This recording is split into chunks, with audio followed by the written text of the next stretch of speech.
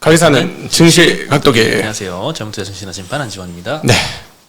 안녕하십니까. 각도기가 돌아왔습니다. 왜 오셨습니까? 이럴 줄 알았나. 아침에 각도기님 안 계셨잖아요. 네. 휴가여가지고 오늘도 무난히 상승하는구나 하고 오전 시간을 보내고 있는데 이렇게 갑자기 하락 반전하네. 이렇게 많이 샀는데 떨어지면 안 되지. 외국인들이 이렇게 많이 사줬는데 참 이해가 안 되네. 진짜. 이게 진짜 약간 뭔가 있는 것 같아요. 각도기님한테. 제가 이제 오를 거 알고 편한 마음으로 여행 가려고 오를 때쯤 돼서 간 거겠지. 네. 네. 안타깝게도 코스피는 0.3% 떨어졌고요. 코스닥은 0.6% 그래도 상승을 했습니다. 오늘 코스닥에서 2차전지가 좀 많은 기여를 좀 해준 것 같습니다. 네. 결국에 이제 우리가 그동안 많이 우려를 했었고 언론에서도 굉장히 많이 떠들었던 셀인메이 결국에는 없었습니다. 5월 달에만 보면 코스피가 3% 정도 올랐고요. 코스닥이 1.7% 정도 올랐습니다. 코스피는 2577포인트로 거의 이제 연중 최고치, 어제가 최고치였고요. 오늘은 조금 떨어져서 거의 뭐 최고치에 마감을 했습니다. 이번에 가장 의미가 있는 건 2,500을 이제 박스권 상단을 돌파한 거잖아요. 그걸 이제 다시 되돌리느냐 했는데 결국 2,500에 살짝 밀리다가 다시 바로바로 올라왔거든요. 그래서 상당히 다지고 있다. 기술적으로 보면은 2,500을 저점으로 만들고 있다. 이런 건 되게 의미가 있는 것 같습니다. 오늘은 특히나 다른 아시아 증시를 보면요. 대만은 한 0.26% 정도 빠졌고요. 일본이 1.4% 좀 많이 빠졌습니다. 홍콩이 지금 2.6%대 빠지고 있고 상해가 0.7%대 빠지고 있습니다. 예, 아시아 증시 굉장히 안 좋은데 그에 비해서는 한국 증시가 그래도 5월 달은 잘 순탄하게 좀 마감을 한 것 같습니다. 근데 미국 주식에 비해서는 안 오른 거죠. 미국 나스닥에 비해서는. 미국도 어제 조금만 올랐잖아요. 나스닥이. 근데 AI 관련주들 오른 거 보면 들어오는 거예요, 한국. 그렇죠. 엔비디아가 어제도 상승을 하더라고요. 네. 근데 이제 미국 시장에서도 엔비디아는 올랐는데 뭐 AMD나 TSMC나 마이크론이 다 좀 많이 빠지더라고요. 네. 그래서 오늘 반도체도 그동안 좀 많이 상승을 더 했고 그래서 조금 오늘은 좀 조정을 받는 날이었던 것 같습니다. 여전히 외국인이 코스피에서 2천억대 순매수를 하고 있고요. 코스닥은 1,300억 넘게 순매수를 했습니다. 순매수 많이 한 것 중에 전기전자가 4,600억이었는데요. 삼성전자가 1,400억, 하이닉스가 1,800억. 여전히 반도체에 대한 순매수가 계속되고 있습니다. 그리고 LG엔솔도 오늘 1,000억 정도 순매수를 하면서 이 세 개로 거의 다 쏠린 것 같아요. 오늘 전기가스 업종이 1등 했습니다. 2.4% 올랐고 한국전력이 왜 3% 올랐나 싶어가지고 뭔가 뉴스 찾아봤는데 뭐 없습니다. 정세 한번 또 올리나? 근데 그렇게 급하게 못 올릴 텐데 한번 올렸으면. 유가가 조금 빠져가지고 60불대에 진입을 했죠. 그게 제일 의미가 있겠네요. 69.3불 정도 지금 왔다 갔다 하고 있어서 어제만 해도 72불대 중반 정도였거든요. 하루 만에 좀 빠졌습니다. 이거 아마 좀 구조적일 가능성이 조금 있어 보입니다. 제가 사실은 오늘 미국 시장 하면서 정리는 머릿속에 다 해놨어요. 카페에 가면 글은 올려놨는데 방송을 못 찍었기 때문에 못 해드리는데 못할 것 같아요. 근데 어쨌든 내일 말씀드릴게요. 그리고 운수창고 섹터에서 오늘 항공주들이 좋았습니다. 뭐 아무래도 유가가 빠지니까 항공주들 LCC들이 어제까지만 해도 굉장히 많이 우하향을 계속했었는데 오늘은 좀 반등을 했습니다. 제주항공, 진에어, 티웨이가 2에서 4%씩 반등을 했고요. 한진칼이 요즘 급등을 하고 있습니다. 어제 오늘 합쳐서 한 20% 가까이 상승을 했거든요. 대한항공과 아시아나 합병이 지금 무산될 가능성이 계속 제기가 되는 게 이 상승 요인이었던 것 같습니다. 조금 이따 더 자세히 말씀드리겠고요. 저 이번에 A380 큰 거 2층짜리 비행기 타고 갔거든요. 무지무지하게 큰 거 거의 꽉 차던데. 그 큰 게.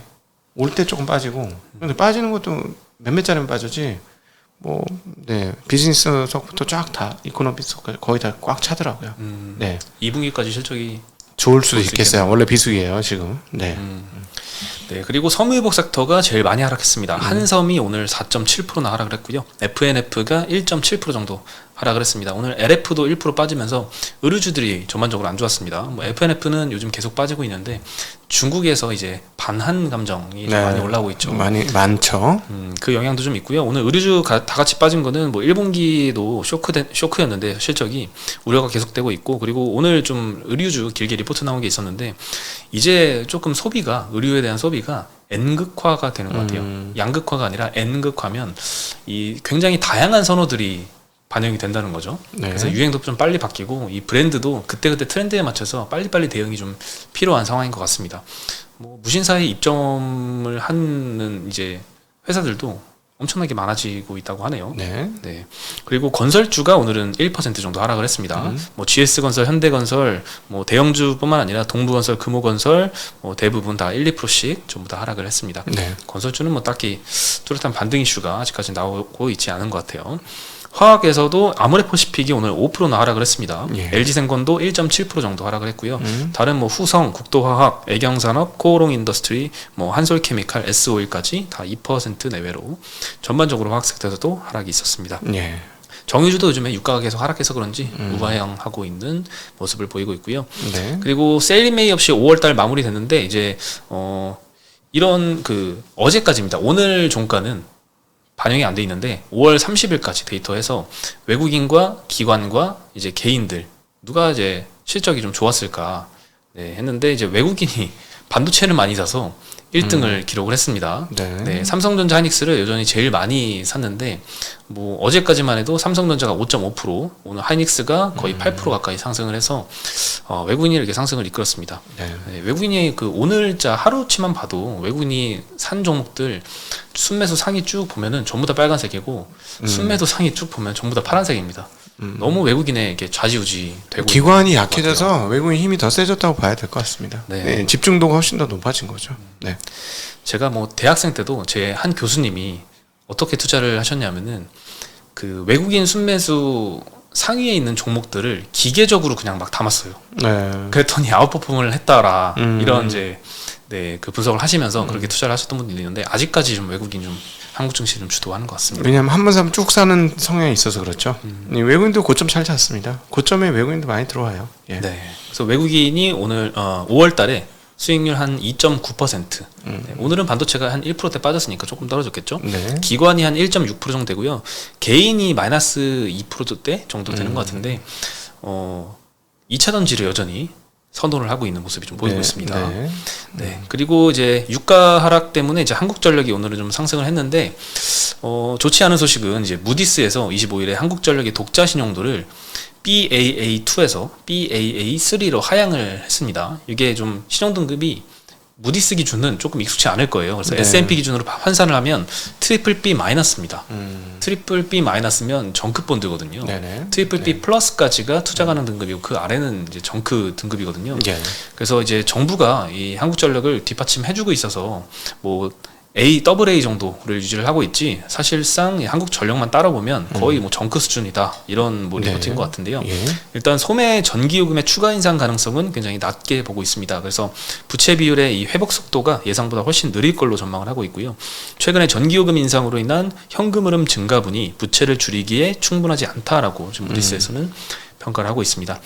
네. 다만 이제 정부가 지원을 하기 때문에 이 국가 신용 등급이 안정적인 한전의 신용등급도 안정적일 것이다는 말은 덧붙였습니다. 네. 네, 그리고 반도체는 이제 오늘은 조금 쉬어가는 모습 보이고 있고, 다만 이제 엔비디아가 TSMC에 대한 의존도를 줄인다는 CEO의 발언이 있었습니다. 예. 젠스랑 CEO가 현재의 AI 반도체 제품을 전부 다 TSMC에서 생산을 하고 있는데 삼성전자와 인텔 파운드리로 좀 다변화할 수 있다는 언급을 했습니다.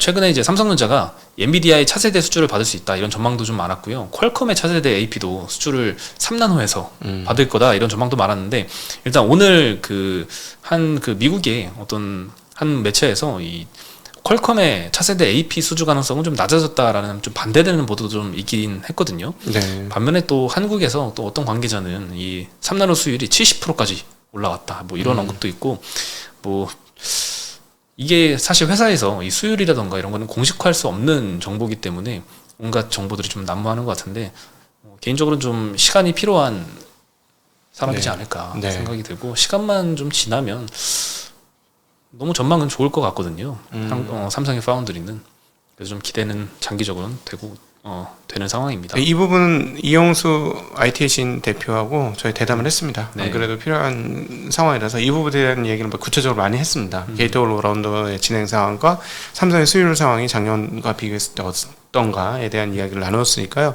아마 이번 주말에 올라올 것 같습니다. 이번 주말에 보시면 반도체 투자하셨던 분들 무조건 보셔야 되고요. 그리고 반도체 또는 IT 쪽의 업황 그리고 삼성전자가 궁금하신 분들 반드시 보셔야 되는 그런 영상이 되겠습니다. 다른 데에서는 못 봐요. 왜냐하면 우리한테만 와서 좀 깊은 거를 좀 이렇게 좀 얘기해 주시고 가시는 성향이 있기 때문에 딴 데서는 못 봅니다. 네, 그래서 꼭 저희 보셔야 하겠습니다. 네. 네. 그리고 이제 대한항공과 아시아나의 합병 무상 가능성이 좀 거론이 되고 있죠. 현재 한국을 포함해서 11개국에서 합병 승인이 완료가 됐고요. EU, 미국, 일본 이렇게 3개 남았습니다. 근데 최근에 EU에서는 양사 합병할 때 이제 승객이나 화물 운송 경쟁이 위축될 수 있다 이런 심사 보고서가 좀 나왔고, 지난 18일에 미국 매체에서는 미국 법무부가 합병을 막기 위한 소송을 검토 중이다. 이런 이제 보도들이 나오기 시작하면서 무상 가능성이 좀 거론이 많이 되기 시작을 했거든요. 근데 이제 산업은행이 합병을 조건으로 한진칼에 예전에 8천억 원 자금 지원을 했었습니다. 5천억은 유상증자로 참여를 했었고 3천억은 교환사채 인수를 했고, 그리고 한진칼이 이 돈을 받아서 대한항공 인수에 활용을 했었거든요. 네. 근데 이제 합병이 만약에 불발되면 이거 8천억 지원한 거 어찌 되느냐. 투자금을 회수하는 계약을 따로 안 했다고 하거든요. 네. 그래서 이제 회수를 하지는 못할 것 같은데 회수하지 못하면 이것도 좀 비판의 여지는 좀 있을 것 같아요. 일단 한진칼 주식을 팔면 되잖아. 주식을 판다고요? 유상증자 받은 거니까. 일단 유상증자를 그때 당시에 7,800원에 받았었는데 현재 주가가 한 5만 원대거든요. 그래서 이미 30% 손실을 보는 상태예요. 예. 5천억 유상증자 했으니까 1,400억대 지금 손실을 보고 있고, 이거를 또 장중에 매각하면 장은 안 되지. 그건 불가하지. 네, 그건 불가할 것 같습니다. 예. 뭐 블록딜로 매각한다고 해도 할인율을 굉장히 많이 적용을 받을 것 같고 그렇습니다. 네, 그래서 비판이 일 수 있는 게, 또 도덕적인 비판은요, 이 합병이 불발될 때 혈세를 투입하면서 소득이 없이 조원태 회장이 경영권만 보호해준 셈이다. 예전에 KCGI하고 그렇죠. 붙었을 때 이 반대측 조원태 회장 편을 들어준 셈이 됐잖아요. 그렇죠. 한진칼을 유상증자를 하면서. 그래서 이쪽에 대한 비판도 좀 있을 것 같고요. 그리고 그러면 이제 합병 불발되면 아시아나항공은 어떻게 되느냐? 이제 신영증권에서는 합병 불발이 된다면 요 불확실성 리스크를 좀 감안을 해서 아시아나항공 목표가를 이미 내렸습니다. 12,000원으로 하향을 시켰고 현재가보다 좀 낮은 수준입니다. 그리고 24년도에는 지금은 이제 영업 흑자를 보고 있죠. 빠르게 턴어라운드 했죠. 근데 24년부터는 다시 순이익이 적자 전환할 걸로 지금 전망을 하고 있습니다. 네. 네, 예전에 굉장히 어려웠는데 최근에 턴어라운드 하면서 그래도 뭐 자본 잠식이나 이런 구도에서는 좀 해소가 됐거든요. 그래서 합병 불발되더라도 갑자기 막 어려워지거나 재무적으로 뭐 큰 위기에 빠질 가능성은 낮아 보이긴 한데 24년부터는 일단 다시 또 전망은 안 좋아지고 있고요. 그리고 합병이 가능하다면 어떻게 될까? 이 영국이 올해 3월에 기업 결합 승인을 해줬습니다. 근데 이제 조건을 내걸었던 게 최대 7개 슬롯을 자국에 있는 항공사, 이 버진 어틀랜틱 여기에다가 제공하는 조건을 좀 내걸었고요. 이유나 미국도 아마 비슷한 조건을 좀 내걸면서 슬롯을 좀 양보를 한 후에 합병을 좀 승인을 해줄 수 있지 않을까 이런 생각도 좀 들고 있습니다. 실제로 미주 노선 같은 경우에는 점유율 뭐 100%인데도 있으니까 독점에 대한 우려를 미국 항공사들은 좀 많이 하고 있는 게 사실입니다. 네. LCC들은 이제 어제까지는 좀 많이 빠지다가 오늘은 좀 WTI 70불 깨지면서 오늘은 좀 상승을 하고 있고요. 한진칼이 8.5%나 좀 상승을 했습니다. 야, 저 어떻게 될지 미국하고 유럽에서 반대하면 힘들긴 하겠네요. 네. 뭐 한진칼 입장에서는 뭐 다시 돌려주는 조건이 없다 보니까 8천억 그 자금 지원 받은 거는 진짜 완전 망고땡이네. 거기는. 근데 어쨌든 아시아나가 빚이 많아가지고 저 아무리 지금처럼 꽉꽉 채워서 가면 모를까 계속 이렇게 간다는 보장이 없어서 좀 그게 문제네요. 네. 그렇죠. 이미 결손금도 많이 쌓여 있고 8천억이 넘는 걸로 네, 기억을 합니다. 지금 돈은 많이 버는 것 같아요. 비행기 타보니까 진짜 사람들 많더라. 아주 그게 좀 오래 유지가 돼야 되는데 당장 또 23년도까지가 흑자고 24년부터 또 적자로 정말 현실화가 되면 또 어려워지겠죠. 그리고 적자를 보면서 덩치를 많이 키우던 플랫폼 업체들 있잖아요. 20년, 21년도에 정말 엄청난 높은 밸류로 스타트업들 많이 투자를 받으면서 했는데 하나둘 어려워지고 있는 것 같아요. 최근에 보도가 나왔던 건 LG 플러스가 왓챠 인수를 포기를 했다고 합니다. 왓챠 매각딜의 유일한 인수 후보였거든요. 근데 이제 인수가가 좀 안 맞았다고 하고 22년도 말에 유플러스가 제시했던 금액이 200억 밸류였다고 합니다. 네? 굉장히 낮죠. 예전에는 3천억 밸류까지 거론이 됐었거든요. 요게 당장 1년 전, 22년 초 정도 얘기인데 뭐 10분의 1토막 넘게 났으니까 좀 문제가 심각한 것 같아요. 22년도 영업이익을 보면요 마이너스 550억 정도 나고 있는데 21년도 영업이익이 마이너스 250억이었으니까 적자가 2배 확대가 된 상황입니다. 그리고 앞으로도 전망이 이렇게 좋진 않죠. 1분기만 해도 굉장히 많이 쇼크가 나왔습니다. 각종 OTT뿐만 아니라 뭐 제작사도 그렇고 여러 가지 뭐 방송사들도 광고 시장이 많이 위축이 되면서 막 30-40%씩 꺾였거든요, 매출 자체가. 그래서 많이 힘든 상황이고, 감사 보고서에도 감사인이 계속 기업 전속 능력에 불확실성이 존재한다라고 평가를 했습니다. 근데 이게 왓챠의 이야기뿐만 아니라 이커머스들 중에 특히 이런 기업이 많죠. 뭐 쿠팡, 컬리, 티몬, 위메프, 쓱닷컴, 야놀자, 메시코리아 등등 많이 있는데, 요 한경에서 22년도 기준으로 8개의 주요 이커머스 방금 말씀드렸던 업체들을 분석을 해본 결과 누적 결손금이 10조 7천억이 넘었다고 합니다. 네. 물론 쿠팡이 제일 큽니다. 6조 원 정도 적자를 보고 있고, 최근에 영업이 흑자로 전환을 했다는 뉴스를 많이 보셨을 겁니다. 네. 다만 순이익은 아직도 적자 인 상태이고요. 컬리가 마이너스 2조 원 정도 누적 결손금, 그리고 티몬이 마이너스 1.2조, 위메프가 마이너스 6,500억, 쓱닷컴이 마이너스 2,900억, 야놀자도 마이너스 2,300억, 불응 운영하는 메시코리아도 마이너스 1,800억. 네. 뭐 배달 대행 업체부터 해서 뭐 야놀자, 뭐 이커머스 뭐 다 엄청나게 힘든 상황인 것 같습니다.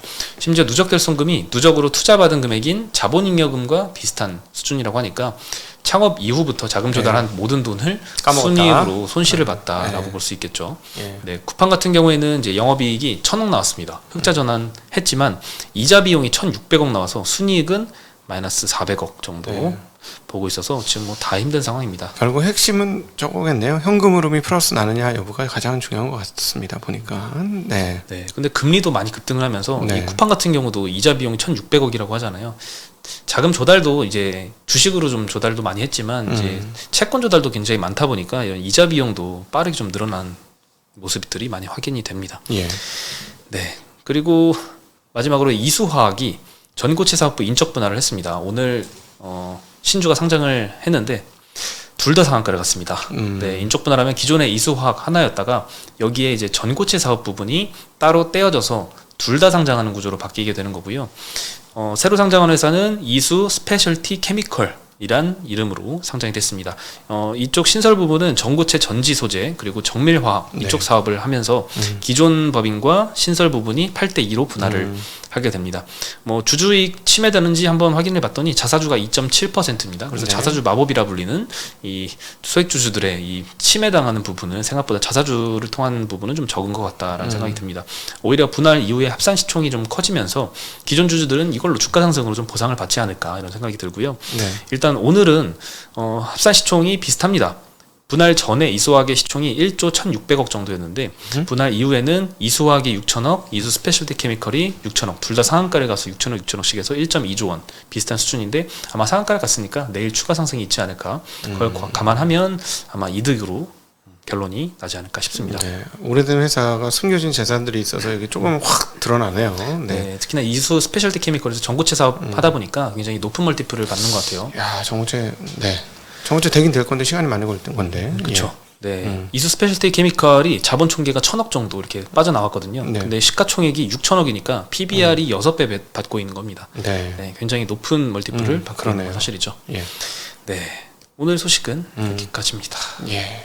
아유, 뭐 내일 다시 좋아지겠죠. 하루 쉬어야지 너무 많이 갔으니까. 너무 많이 오르겠죠. 미국도 너무 올라서 쉬어야 될 때가 됐는데 기술주들이. 연일 저렇게 올라가니까.